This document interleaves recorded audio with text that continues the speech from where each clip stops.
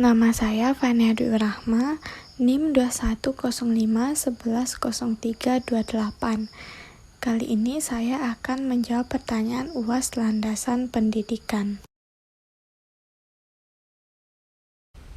Landasan pendidikan adalah dasar, fondasi, tumpuan atau titik tolak pijakan yang menyelubungi pendidikan secara keseluruhan.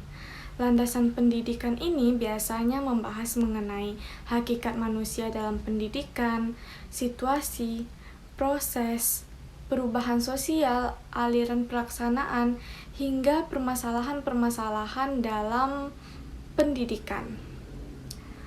Landasan pendidikan tersebut meliputi landasan sosiologi, psikologi, filosofi, ekonomi, hingga yuridis atau hukum yang melindungi hak pendidikan.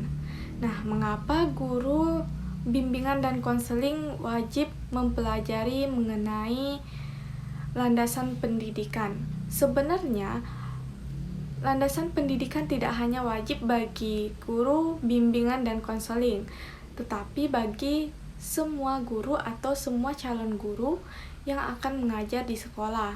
Karena saat kita mempelajari landasan pendidikan, kita akan mengetahui dasar-dasar pendidikan itu tersebut dan bagaimana pendidikan itu di Indonesia dan hukum-hukum pendidikan itu tersebut.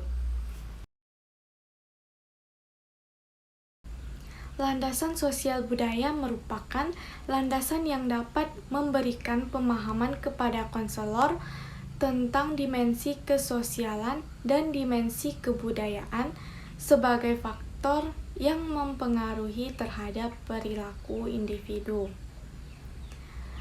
Seorang individu pada dasarnya merupakan produk lingkungan sosial dan budaya di mana ia hidup. Sejak lahir, seseorang sudah dididik dan diajarkan untuk mengembangkan pola-pola perilaku sejalan dengan tuntutan sosial budaya yang ada di sekitarnya. Kegagalan dalam memenuhi tuntutan sosial budaya dapat mengakibatkan seseorang tersingkir dari lingkungannya.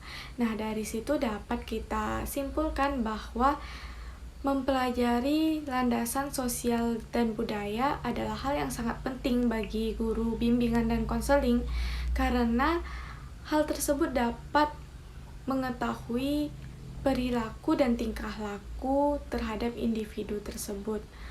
Dari mempelajari sosial dan budaya tersebut, guru bimbingan dan konseling akan bisa memahami bagaimana perilaku individu atau kliennya tersebut.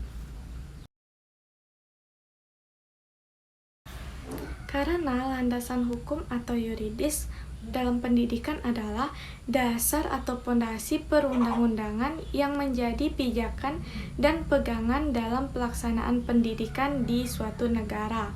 Landasan yuridis bukan semata-mata landasan bagi penyelenggaraan pendidikan, namun sekaligus dijadikan alat untuk mengatur sehingga penyelenggaraan pendidikan yang menyimpang, maka dengan landasan yuridis tersebut dikenakan sanksi.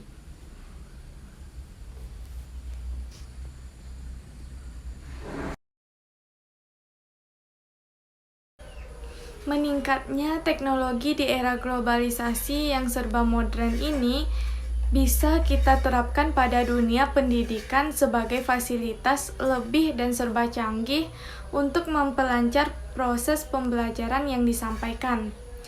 Penggunaan teknologi terbukti dapat meningkatkan minat belajar anak karena tampilan yang lebih menarik sehingga akan terhindar dari rasa jenuh selama mengikuti pelajaran. Manfaatnya yaitu yang pertama menambah informasi, yang kedua meningkatkan kemampuan belajar, yang ketiga mempermudah akses belajar, dan yang keempat materi lebih menarik.